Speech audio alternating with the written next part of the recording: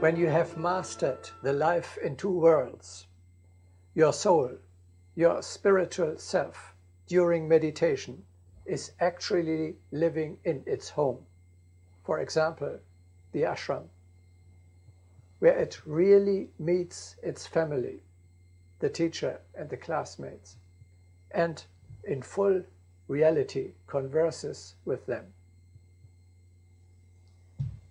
The perfect reality of this process is demonstrated by the fact that you hardly ever rise from meditation without having received comfort, strength, and instructions. The participation of your soul in the life of the higher world is a spiritual reality. To this reality you must penetrate.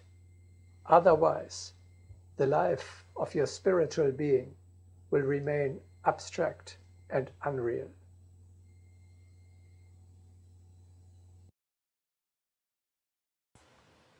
Man should develop a conscious awareness that he participates every hour in the supermundane world.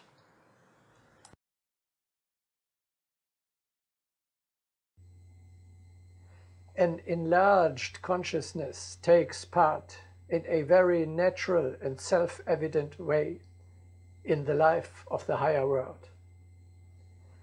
Your soul can, during sleep, in meditation, or in moments of trance, contact other non-incarnated souls in the higher world, just as the physical body meets with other bodies on earth.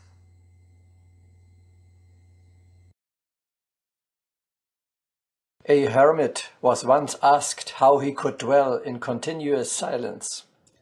He was much surprised and said, "On the contrary, I am never silent, but converse constantly. So many companions visit me."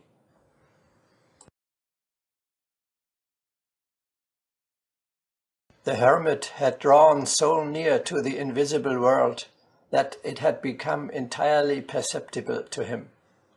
Prayer became a conversation, and that world was affirmed in all its magnitude.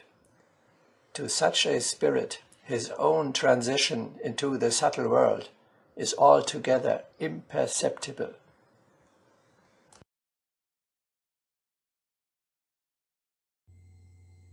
Now we can understand the biblical story of the transfiguration of the Lord. In a state of the spirit of higher vibration, which is materially visible as a radiant aura, Jesus could have a conversation with non-incarnated beings such as Moses and Elijah. We shall discuss the details in the broadcasting on meditation.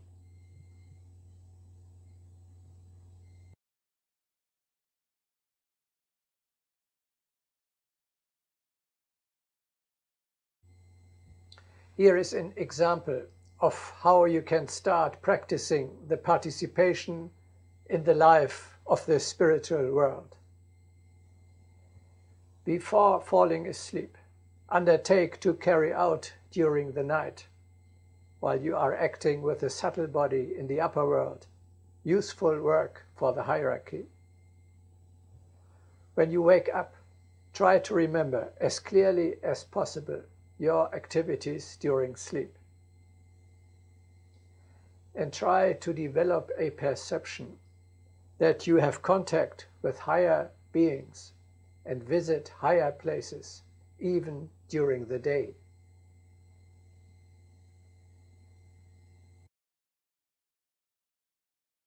How to develop the ability to work in the subtle world? First of all, one should start by continually feeling himself to be living in two worlds. This is not difficult at all, because we cross each night into the subtle world, where, if our subtle body has been sufficiently developed, we can apply our subtle energies with good benefit.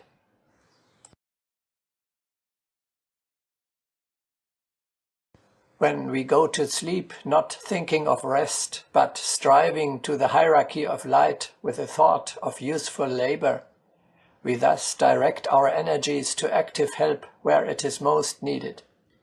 Consciously sending oneself into the subtle world can be increased to such an extent that we begin to remember clearly our many-sided work at night and our visits for the purpose of rendering help to people often quite unknown to us.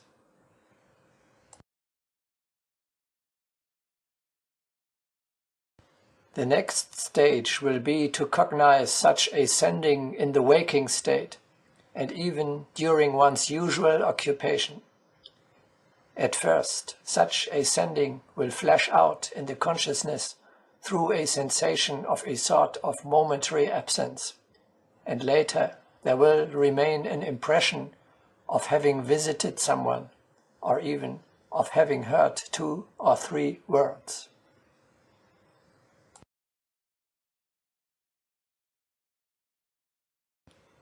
At times there will be sensed the characteristic smell of a definite locality known to us, or a glimmer of people, or a place will pass by. Then we shall know that our detached energy is working in that direction. These manifestations occur daily, but for this some solitude is needed. They are more vivid and frequent in the evening and before going to sleep, and are especially intensified at dawn.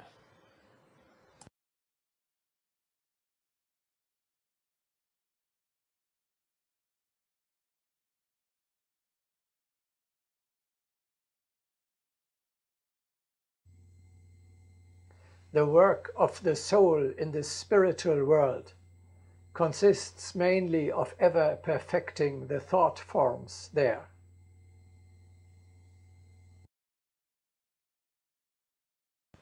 Is it possible for one incarnated on earth to create mentally in the subtle world? It is possible, especially if Agni, psychic energy, is acting. It is possible to create constructive forms. One can participate in a great number of improvements. Thus it is possible to create from weak, fragile forms something strong and lasting. So we prepare during earthly existence the future beautiful gardens.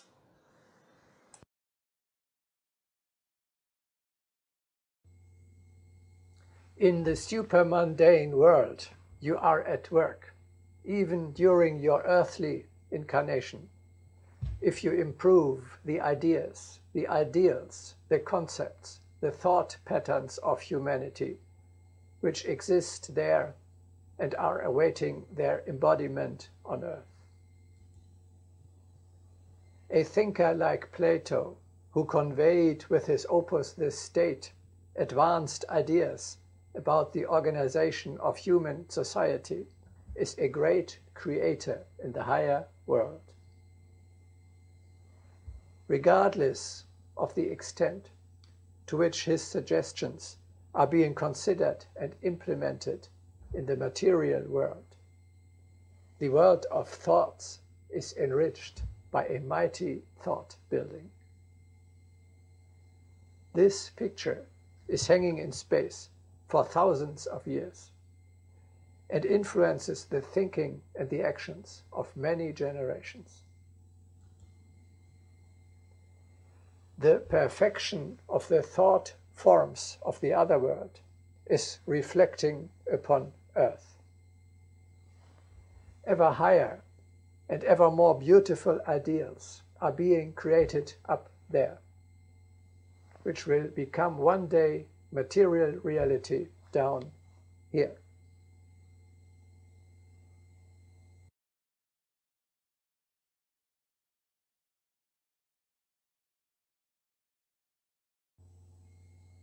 The thoughts and ideas of the spiritual world strive to incarnate on earth, to become a material reality here.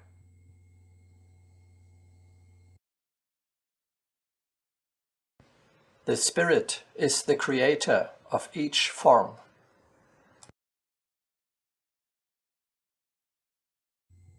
Thought creates thought buildings in the upper world. These are the predecessors, the prototypes of the material forms of the earthly world. Thought does create form, which form is at some period externalized on the physical plane, encased in matter.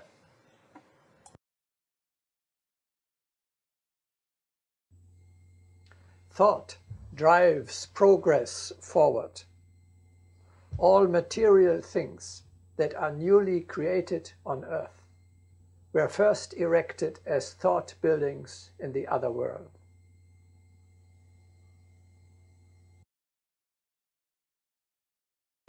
Each thought directed to the construction of the new epoch will produce its own forms.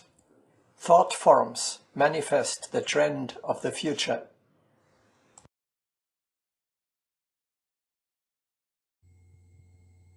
Nothing substantial is done that has not been thought of before.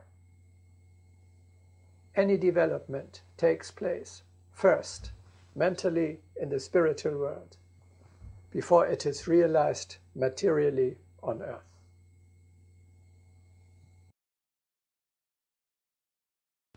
Thought is the mover of evolution.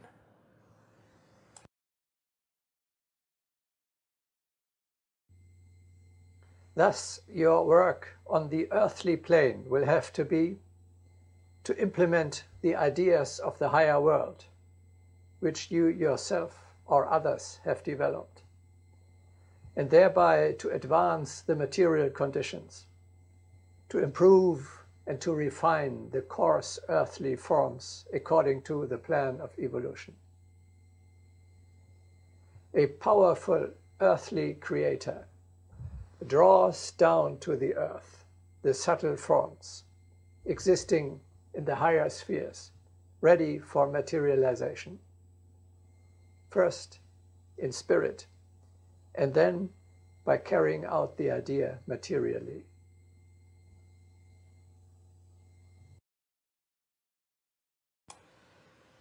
Space contains subtle forms ready for materialization.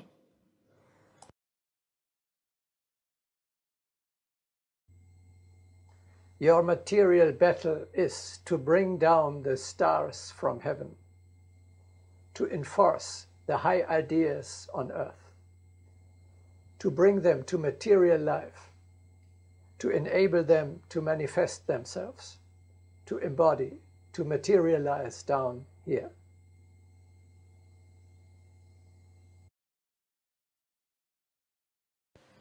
Let us take the forms of the subtle world and apply them to the earthly plane.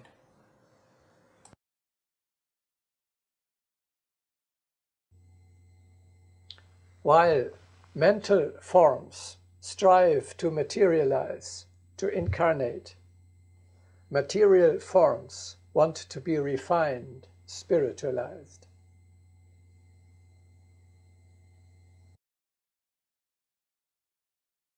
Just as the spirit can refine a condensed thought form, so can it condense subtle forms.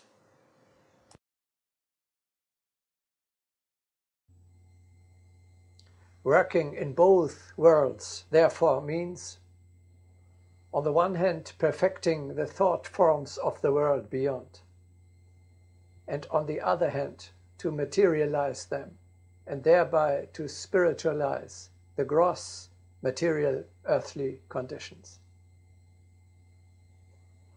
This requires that throughout your earthly work, you are continuously connected with the higher world, and that you act down here exclusively in the name and on behalf of the hierarchy.